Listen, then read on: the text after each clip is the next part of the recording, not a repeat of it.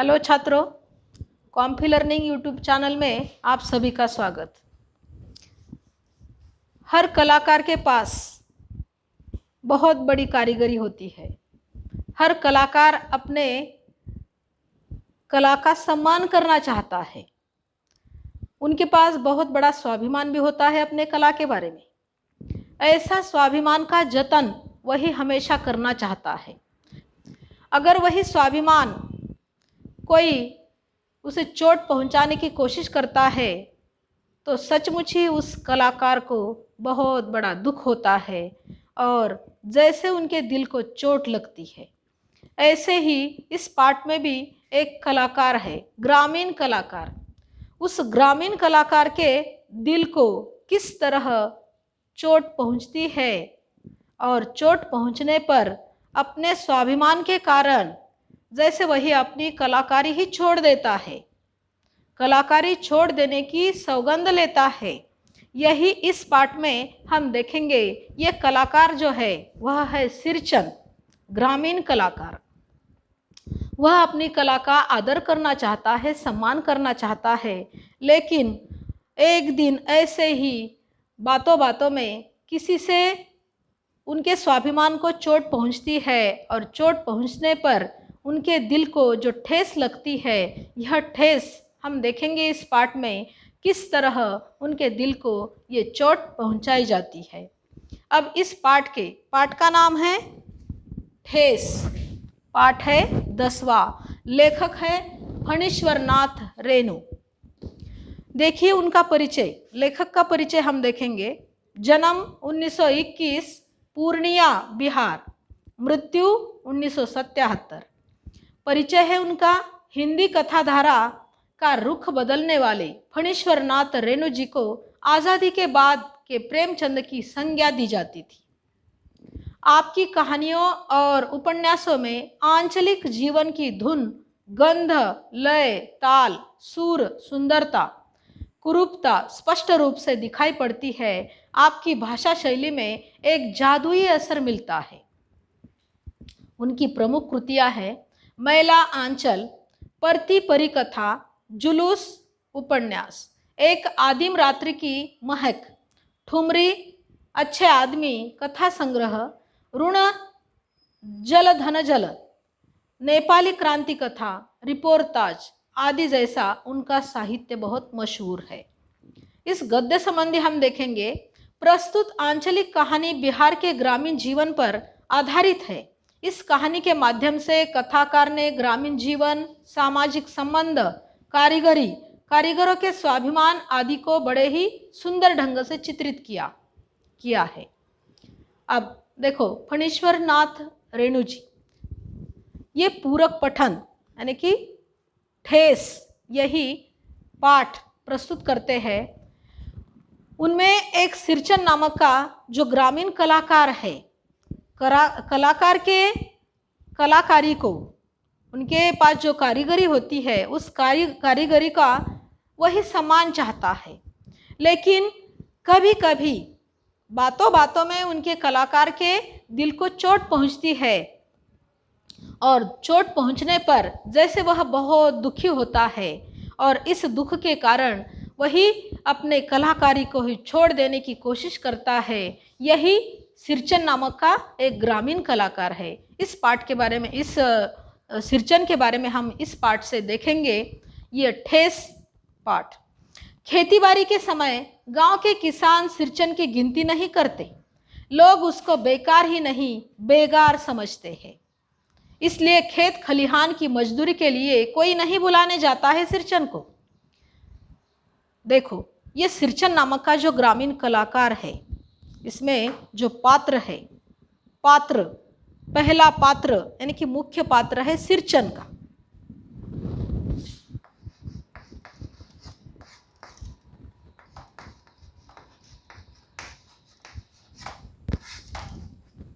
सिरचन वही एक ग्रामीण कलाकार है जो कि छोटे से गांव में रहकर तरह तरह के अपने हाथों से कोई कला दिखाता है।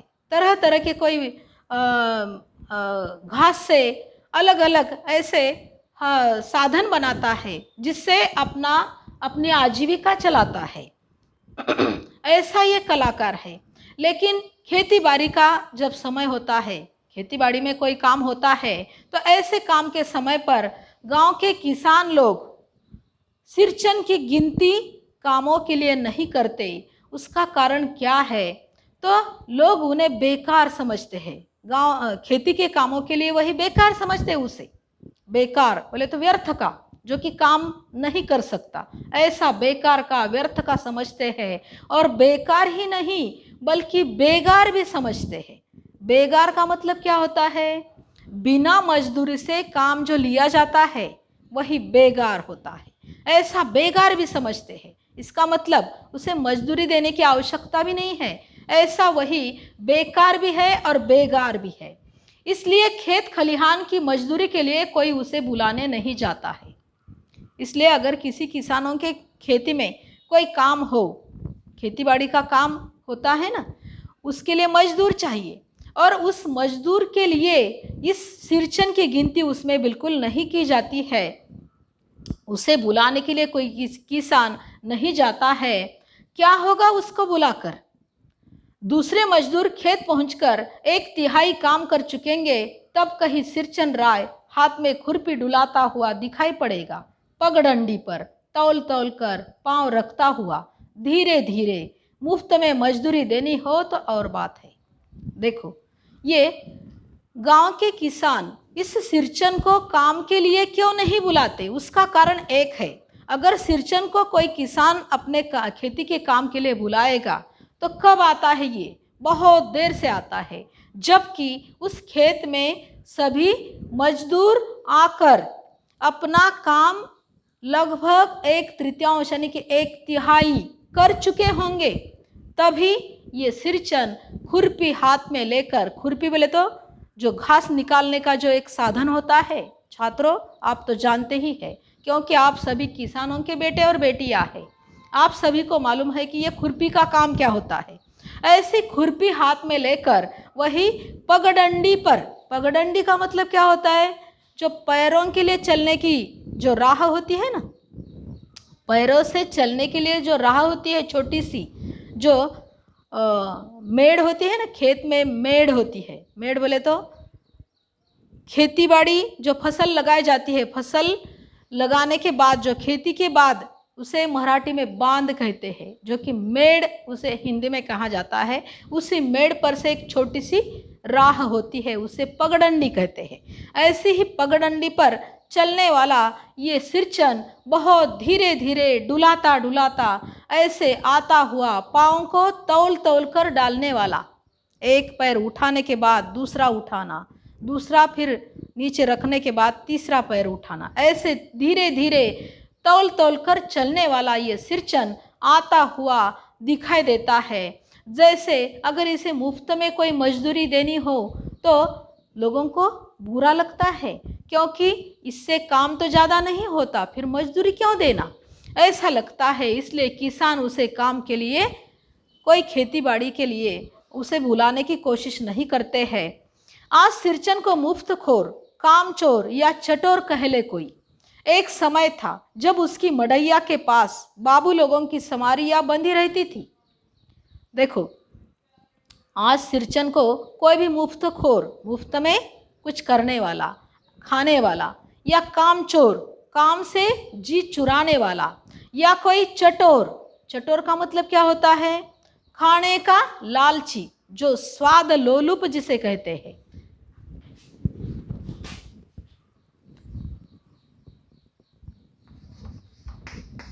कामचोर,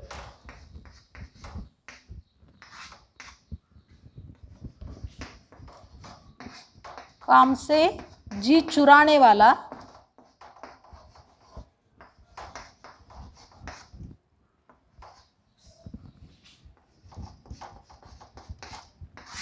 काम से जी चुराने वाला कामचोर होता है। और चटोर किसे कहते हैं? चटोर का मतलब होता है स्वाद लोलुप।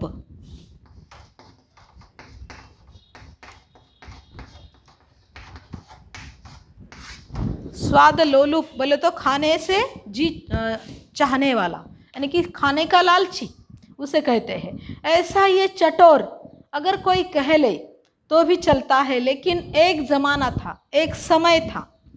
हर एक के जीवन में अलग अलग समय चलता है, वैसे ही सिरचन के भी जीवन में एक ऐसा समय था कि जब उसकी मड़ैया के पास, मड़ैया का मतलब क्या होता है? झोपड़ी। वह झोपड़ी में रहता था, मड़ैया।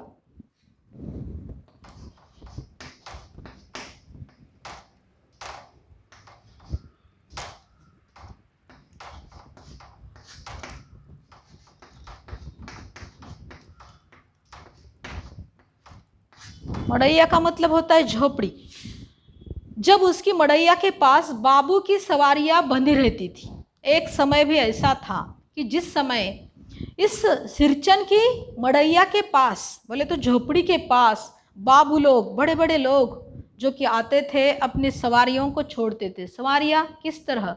कोई बैलगाड़ी, कोई अलग अलग कोई सवारी, टांगा, एक बैल की जो गाड़ी होती है, वैसे अलग अलग सवारियां, उस ज़माने की जो सवारियां थी, वही सवारियां उनके झोपड़ी के आसपास बंधी रहती थी। इसका मतलब बहुत सारे लोग उनके पास आते थे और उनसे कोई कलाकारी लेने के लिए, जैसे उनके पास बहुत समय के लिए बैठते थे। उसे लोग पूछते ही नहीं थे, उसकी खुशामद भी करते थे। अरे सिरचन भाई, अब तो तुम्हारे ही हाथ में यह कारीगरी रह गई है सारे इलाके में। एक दिन का समय निकाल कर चलो, बड़े भैया की चिट्ठी आई है शहर से, सिरचन से एक जोड़ा चिक बनवा कर भेज दो।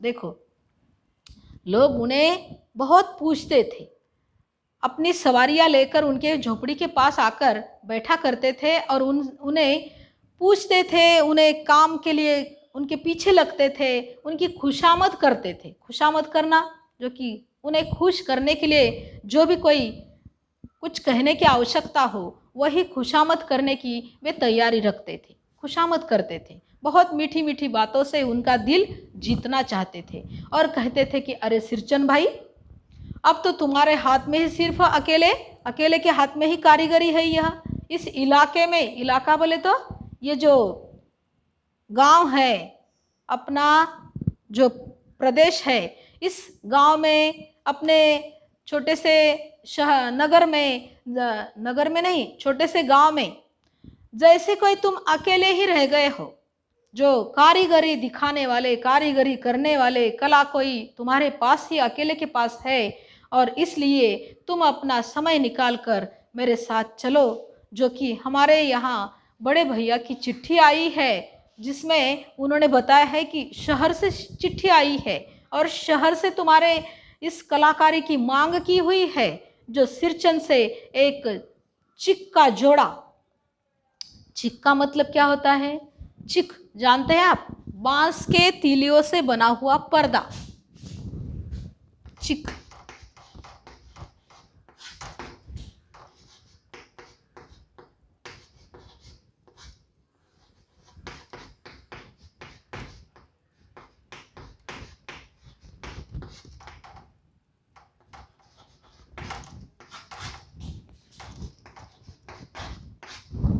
जो आपने कभी फिल्मों में देखा होगा, क्योंकि आजकल तो ऐसा चिक का यानी कि पर्दा, बांस का पर्दा कोई उसका इस्तेमाल नहीं करते, या कोई बनाता भी अभी आजकल दिखाई नहीं देता है। लेकिन पुराने ज़माने में चिक से ही पर्दे, ये चिक को ही पर्दा कहते हैं। बांस के तीलियों से बनाए हुए जो पर्दे होते हैं उसे चिक कहते हैं। ऐसे चिक के दो जोड़ बोले तो दो पर्दे, जैसे उनके शहर से मंगवाए हैं उनके बड़े भाई ने, ऐसा उन्हें कोई आकर कह देता है और उन्हें उनकी कलाकारी दिखाने के लिए जैसे कहा जाता है, उसके लिए मीठी मीठी बातों से उनका मन या दिल जीत लिया जाता है। मुझे याद है, मेरी माँ जब कभी सिरचन को बुलाने के लिए कहती, मैं पहले ही पूछ लेता, भोग क्या क्या लगेगा। भोग जैसे नैवेद्य कहते ना, हम देवताओं को भोग चढ़ाते हैं, जो कि पहले देवताओं को पूजा के बाद उन्हें कोई खाने की चीज़ अर्पण करते हैं और फिर हम खाते हैं। इसका मतलब क्या है कि बड़े आदर से, बड़े प्यार से ईश्वर को हम जो भोग लगाते हैं, वैसे ही इस सिरचन को भी क्या क्या देंगे तुम? ऐसा मैं पहले इस माँ से पूछा करता था। लेखक कहते हैं कि जब कभी सिरचन को बुलाने के लिए माँ ने कहा हो कि सिरचन को तुम बुलाओ, जिससे कोई न कोई चिक का जोड़ा बना कर लेंगे या और कोई दूसरी वस्तु हम बना कर लेंगे, उसे बुलाने के लिए पहले माँ से पूछा जाता था, क्योंकि लेखक की माँ जो थी वह सिरचन का बहुत लाड़ प्यार करती थी। जैसे अपने सगे बेटे के जैसे वह अपने इस सिरचन का बहुत लाड़ प्यार करती थी, लाड़ प्यार से उन्हें खिलाने की बहुत कोशिश करती थी। इसलिए लेखक पहले से ही अपने माँ से पूछता था कि तुम सिरचन को खाने को क्या दोगी। इस तरह पहले प्रश्न लेखक उन्हें करता था अपने माँ से। माँ हंसकर कहती, जा जा, बेचारा मेरे काम में पूजा भोग की बात नहीं उठाता कभी। पड़ोसी गांव के पंचानंद चौधरी के छोटे लड़के को एक बार मेरे सामने ही बेपानी कर दिया था सिरचन ने। ये बेपानी करना बोले तो भला बुरा कहना, जो कि एक बार पड़ोसी गांव के पंचानंद चौधरी के छोटे लड़के को उन्होंने लेखक के सामने ही जैसे भला बुरा कुछ बातों को कहते हुए सुना था।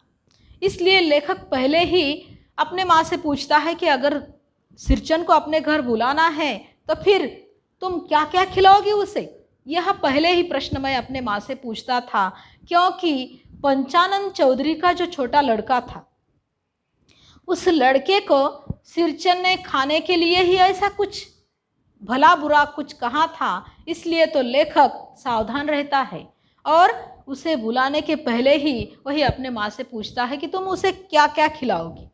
देखो कैसे बेपानी कर दिया था, कैसी भली बुरी बातें सिरचन ने उस छोटे पंचानंद चौधरी के छोटे लड़के को कही हुई थी। देखिए, अब तुम्हारी भाभी नाखून से काट कर तरकारी परोसती है और इमली का रस डालकर कढ़ी तो हम मामूली लोगों की घरवालियां बनाती है। तुम्हारी भाभी ने कहाँ से बनाना सीखी है? देखो, खाने पर वही बहुत जोर देता है। इसका मतलब उसे पैसे या मजदूरी कोई नहीं दी तो भी चलेगा, लेकिन खाने पर इतना ध्यान देता है वही कि उन्हें खाने की चीज़ें अच्छी अच्छी अगर दिलाओगे तो ही वही कारीगरी अच्छी दिखाता है, वरना वही चिढ़ जाता है। ऐसे ही पंचानंद चौधरी के छोटे लड़के को उन्होंने कहा था कि अरे तुम्हारी भाभी जो है ना, नाखून से काट कर तरकारी परोसती है। तरकारी बोले तो सब्जी।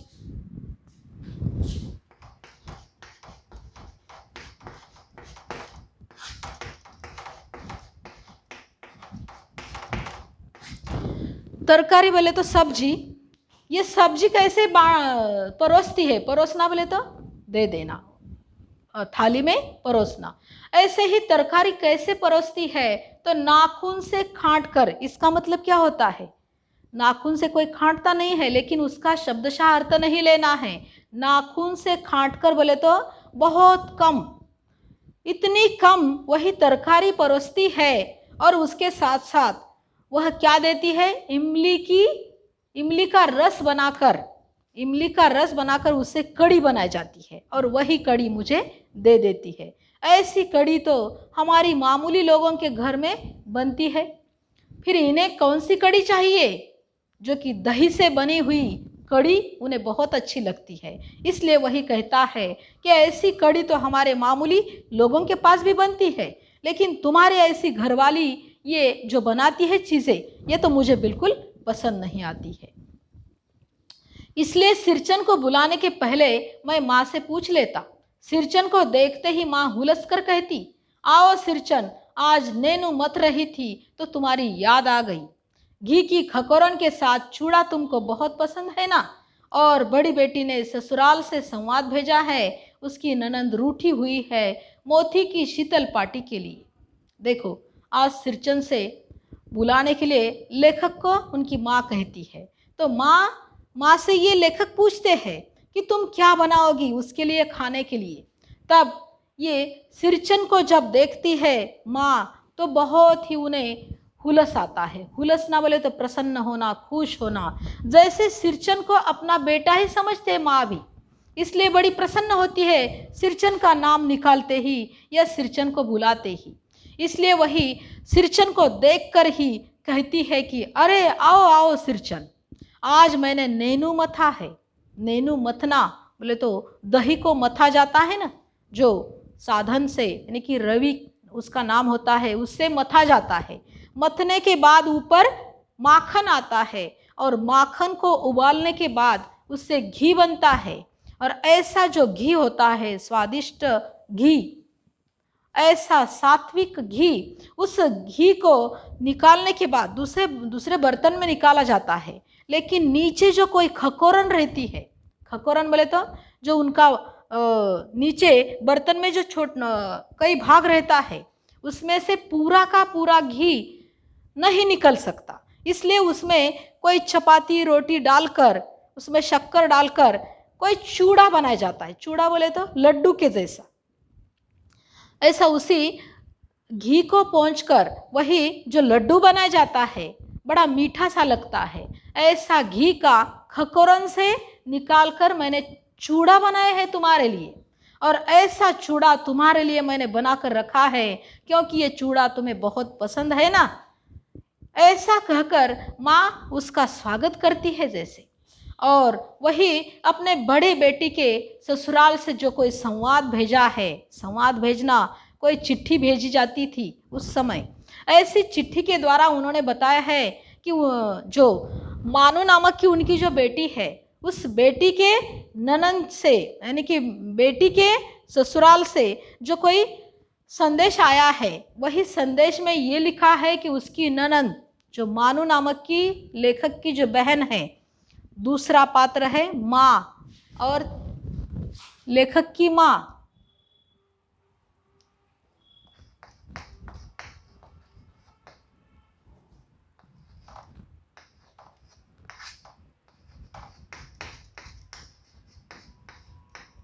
लेखक की माँ, और तीसरा पात्र है मानू, लेखक की बहन।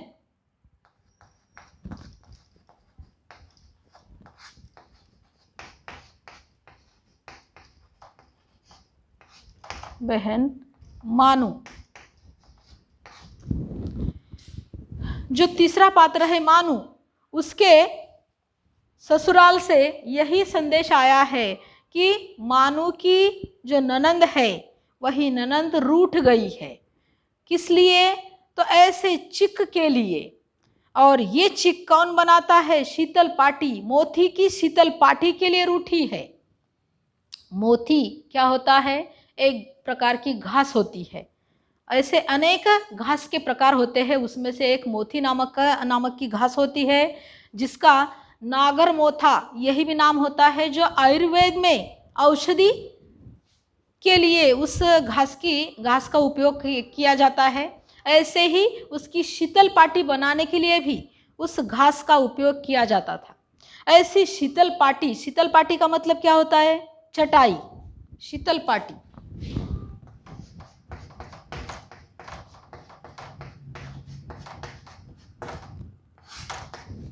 चटाई।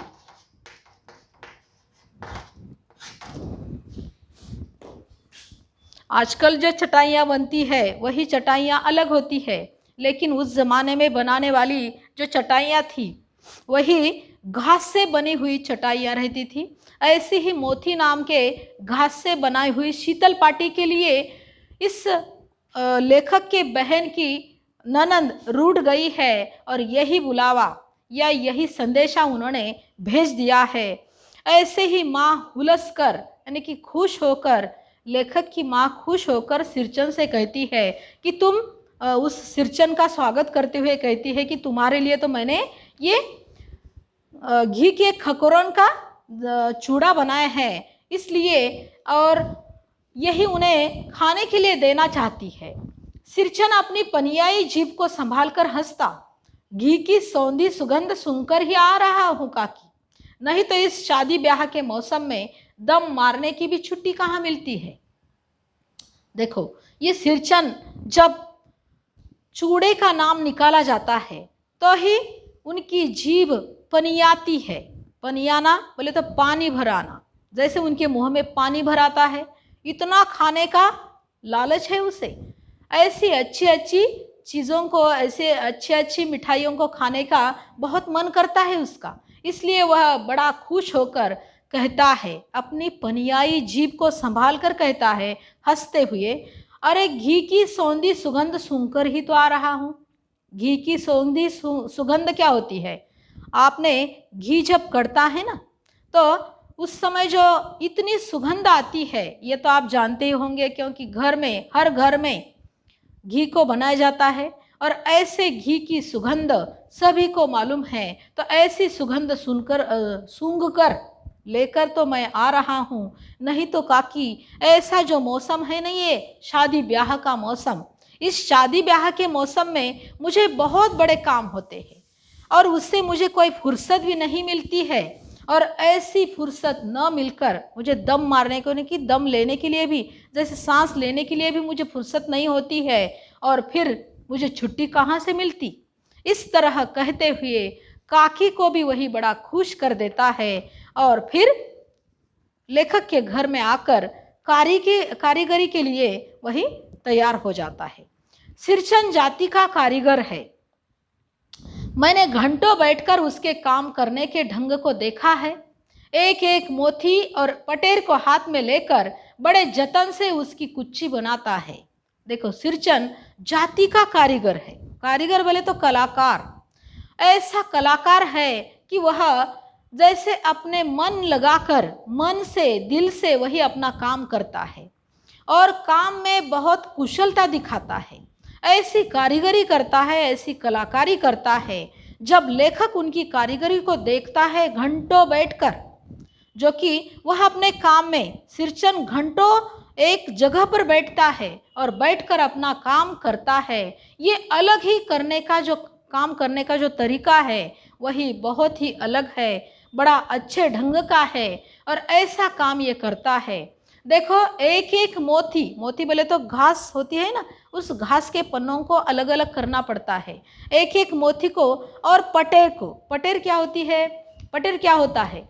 ये नदी के किनारे पर जैसे सरकंडे उगते हैं ना, सरकंडे, उस सरकंडे के जो पत्ते होते हैं ना, उस पत्तों से जैसे ये लिया जाता है इसमें। और ऐसे पटेर और मोती, इन दोनों को लेकर जैसे वही बड़े जतन से अपने हाथ में रखता है और एक एक उसका धागा निकालकर, एक एक जैसे उससे डोर निकालकर वही इस पूरा उसकी कुच्ची बनाता है। कुच्ची बोले तो जैसे गुच्छा, उस पूरे घास का एक एक अच्छा उसे मजबूत बनाकर उसका एक गुच्छा बनाकर लेता है और हाथ में रखकर फिर धीरे धीरे उसकी वही काम की शुरुआत कर देता है। फिर कुच्चियों को रंगने से लेकर सुतली सुलझाने में पूरा दिन समाप्त। देखो, पूरे दिन भर में वही काम करता है एक जगह पर बैठकर। पहले उस गुच्छा को सीधी तरह से सुलझा कर लेता है, गुच्छा बना लेता है, फिर उससे सुतली बांध देता है, फिर उसमें रंगाता है, रंगाने का काम करता है।